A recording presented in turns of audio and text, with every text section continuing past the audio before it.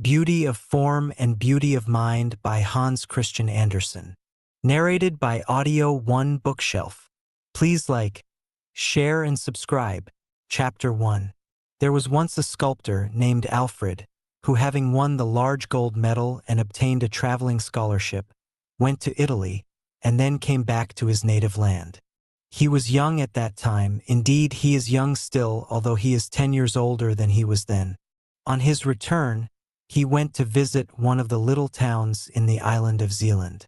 The whole town knew who the stranger was, and one of the richest men in the place gave a party in his honor, and all who were of any consequence, or who possessed some property, were invited. It was quite an event, and all the town knew of it, so that it was not necessary to announce it by beat of drum. Apprentice boys, children of the poor, and even the poor people themselves, stood before the house, watching the lighted windows, and the watchman might easily fancy he was giving a party also. There were so many people in the streets.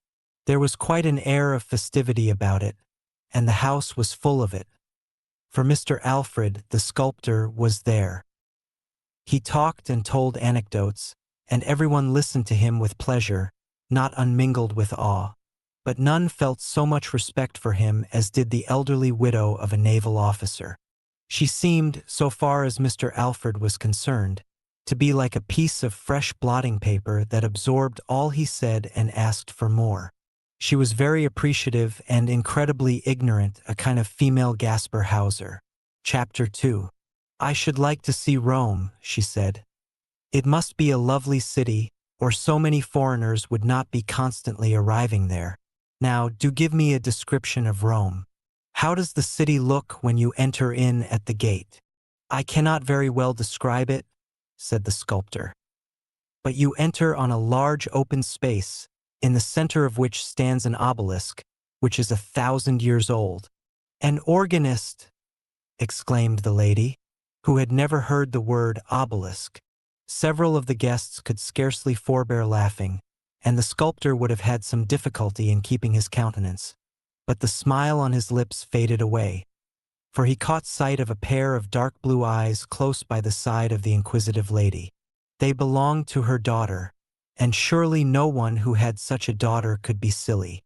The mother was like a fountain of questions, and the daughter, who listened but never spoke, might have passed for the beautiful maid of the fountain. How charming she was! She was a study for the sculptor to contemplate, but not to converse with, for she did not speak, or at least very seldom. Chapter 3. Has the Pope a great family? Inquired the lady.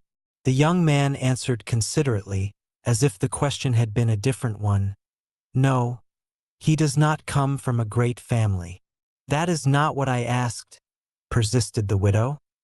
I mean, has he a wife and children? The Pope is not allowed to marry, replied the gentleman. I don't like that, was the lady's remark. She certainly might have asked more sensible questions. But if she had not been allowed to say just what she liked, would her daughter have been there, leaning so gracefully on her shoulder and looking straight before her, with a smile that was almost mournful on her face? Chapter 4.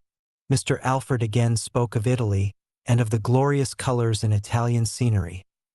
The purple hills, the deep blue of the Mediterranean, the azure of southern skies, whose brightness and glory could only be surpassed in the north by the deep blue eyes of a maiden. And he said this with a peculiar intonation. But she who should have understood his meaning looked quite unconscious of it, which also was charming. Beautiful Italy, sighed some of the guests. Oh, to travel there, exclaimed others. Charming, charming, echoed from every voice. I may perhaps win $100,000 in the lottery, said the naval officer's widow. And if I do, we will travel, I and my daughter, and you, Mr. Alfred, must be our guide. We can all three travel together, with one or two more of our good friends. And she nodded in such a friendly way at the company, that each imagined himself to be the favored person who was to accompany them to Italy. Yes, we must go, she continued, but not to those parts where there are robbers. We will keep to Rome. In the public roads one is always safe. Chapter 5. The daughter sighed very gently, and how much there may be in a sigh or attributed to it.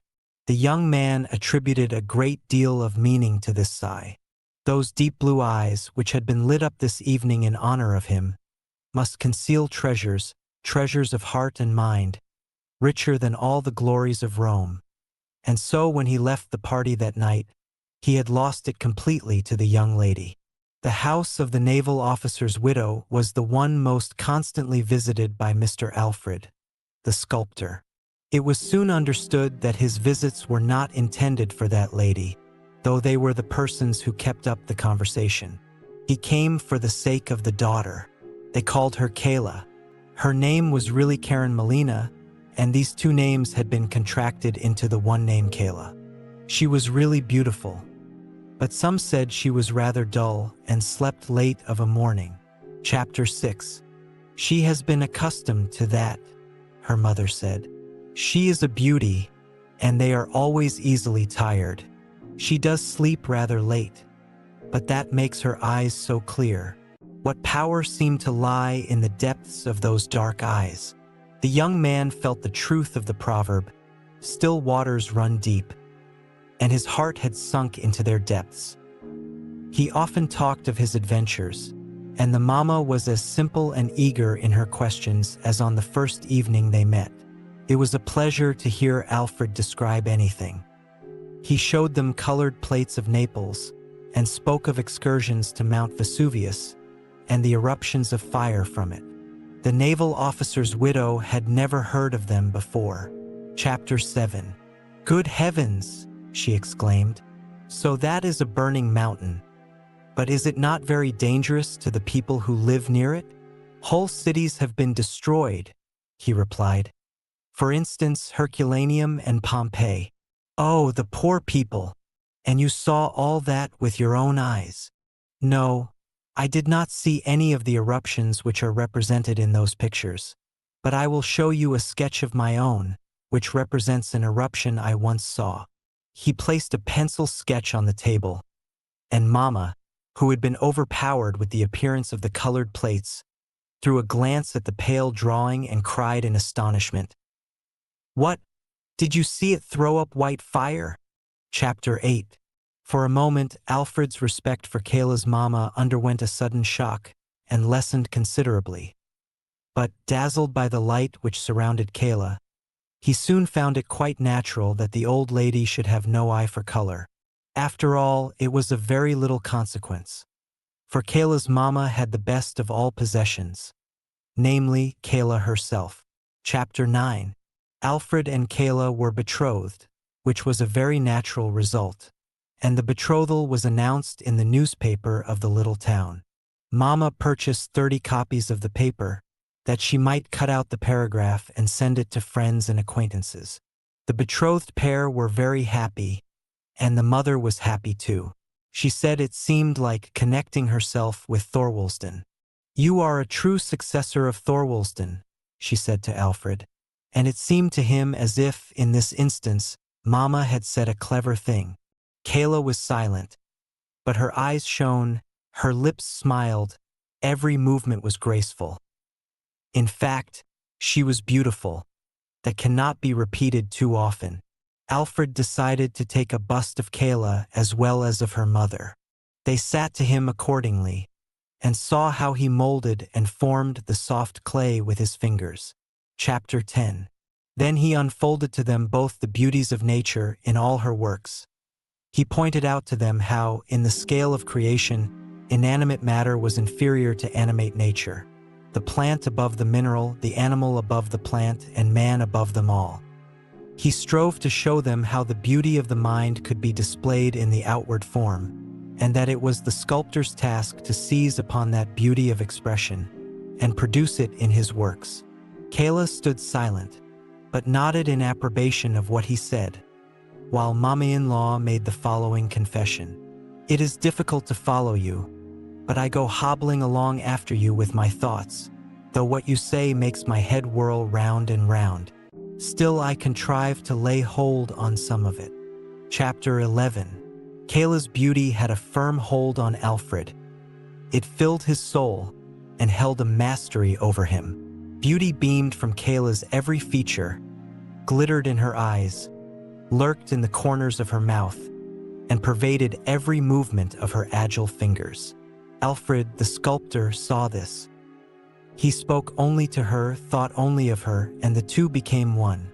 And so it may be said she spoke much, for he was always talking to her, and he and she were one. Such was the betrothal, and then came the wedding, with bridesmaids and wedding presents, all duly mentioned in the wedding speech. Mama-in-law had set up Thorwaldsen's bust at the end of the table, attired in a dressing gown. It was her fancy that he should be a guest.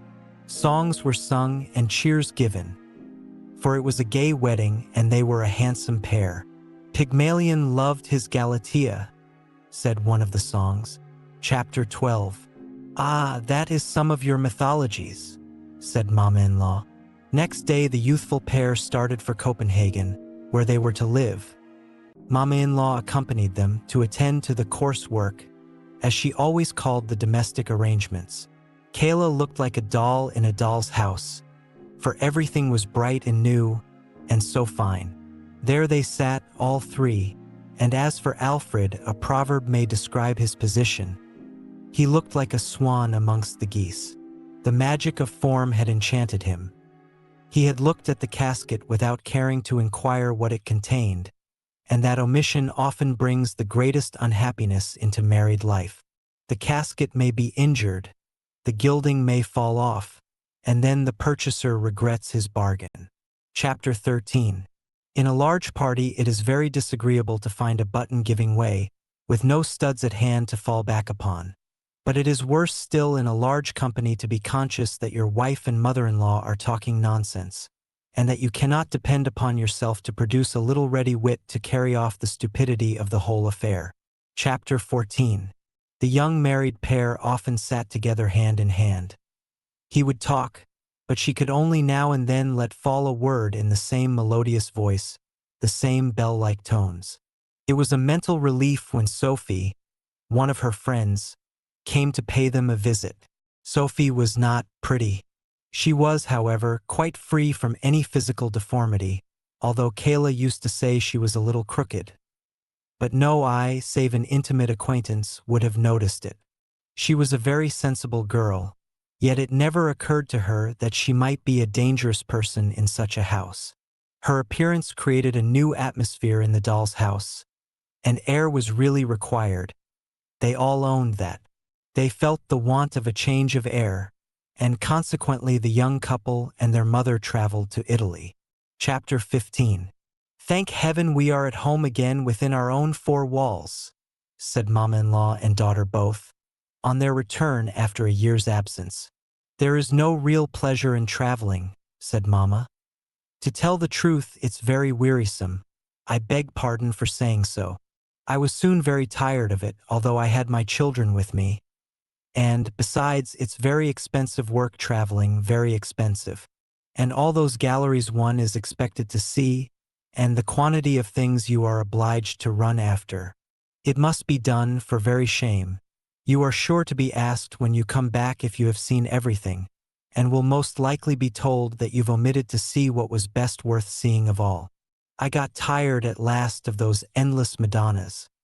I began to think I was turning into a Madonna myself. And then the living, Mama, said Kayla. Yes, indeed, she replied. No such a thing as a respectable meat soup. Their cookery is miserable stuff. Chapter 16. The journey had also tired Kayla, but she was always fatigued. That was the worst of it. So they sent for Sophie, and she was taken into the house to reside with them, and her presence there was a great advantage. Mama-in-law acknowledged that Sophie was not only a clever housewife, but well-informed and accomplished, though that could hardly be expected in a person of her limited means. She was also a generous-hearted, faithful girl. She showed that thoroughly while Kayla lay sick, fading away. When the casket is everything, the casket should be strong, or else all is over. And all was over with the casket, for Kayla died. Chapter 17. She was beautiful, said her mother. She was quite different from the beauties they call antiques, for they are so damaged. A beauty ought to be perfect, and Kayla was a perfect beauty. Alfred wept, and Mama wept, and they both wore mourning. The black dress suited Mama very well, and she wore mourning the longest.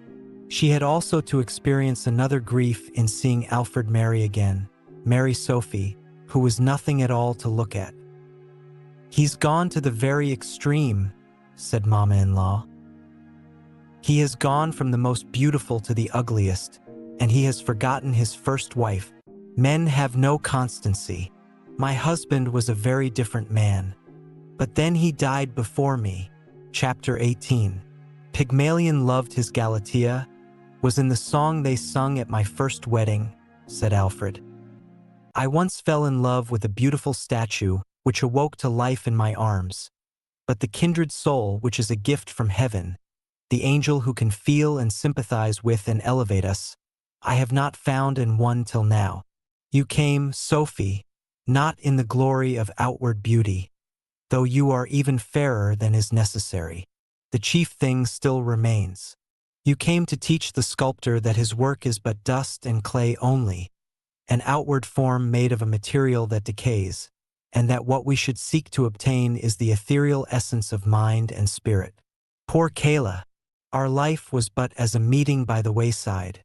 In yonder world, where we shall know each other from a union of mind, we shall be but mere acquaintances." Chapter 19. "That was not a loving speech," said Sophie, "nor spoken like a Christian. In a future state, where there is neither marrying nor giving in marriage, but where, as you say, souls are attracted to each other by sympathy, there everything beautiful develops itself and is raised to a higher state of existence. Her soul will acquire such completeness that it may harmonize with yours, even more than mine, and you will then once more utter your first rapturous exclamation of your love, 'Beautiful, most beautiful.'" This concludes the story of Alfred, Kayla, and Sophie, woven together with themes of beauty, art, and the evolution of love.